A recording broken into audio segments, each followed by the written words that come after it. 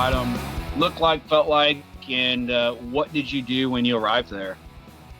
Absolutely. So I guess I'd put it into two words. One is empty.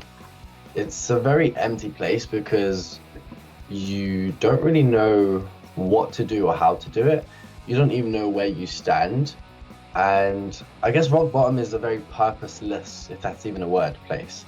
You don't really know. It's even tough to put into words, to be honest, because it's so empty. There's nothing in there. It's just abyss.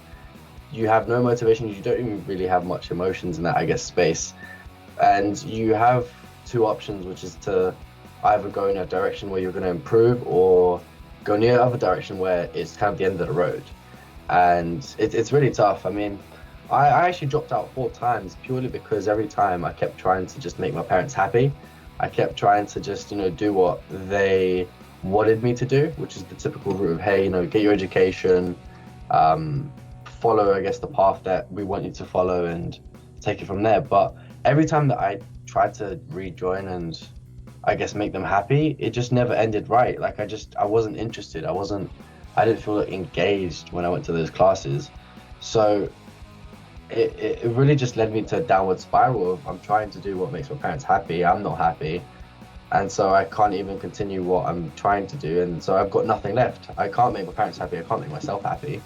What is next? And so the way I guess rock bottom looked like for me was rice. You're gonna say, what the fuck, why rice? Yeah, yeah.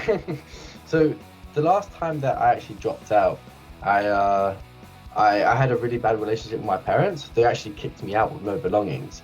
And so at that point, I had no money, no belongings, no clothes, nowhere to live. It was tough. And the reason it looked like rice is because at that point, I thought, okay, well, first things first, I need to eat. So I borrowed literally just a few pounds from my friend, and I went to Tesco, which is, I guess, the equivalent of Walmart of what you guys have. And I bought 10 kilo bag of own brand, cheap value rice. And I had to carry that rice, not even being able to afford like a bus or anything. I had to carry that rice on my back to my friend's house because that's where I was going to stay. So the way it looked like was no sauces, no spices, rice. Life in itself was just very bland, as well as my taste buds. And then from that point on, I followed, thankfully, because we're in a digital world now, I followed what I could find online, which is even old recordings of Elle Nightingale, who is an old kind of like business, almost mindset coach. And one of the things that I learned was that you need to focus on what you can do rather than what you can't do. And it's very easy when you're at rock bottom to loop and circle round into things that you can't do. It's like, it's always negative. It's always like, oh, I want to get a job. Oh, I can't do it. Why can't I do it? I don't know. I don't have the motivation.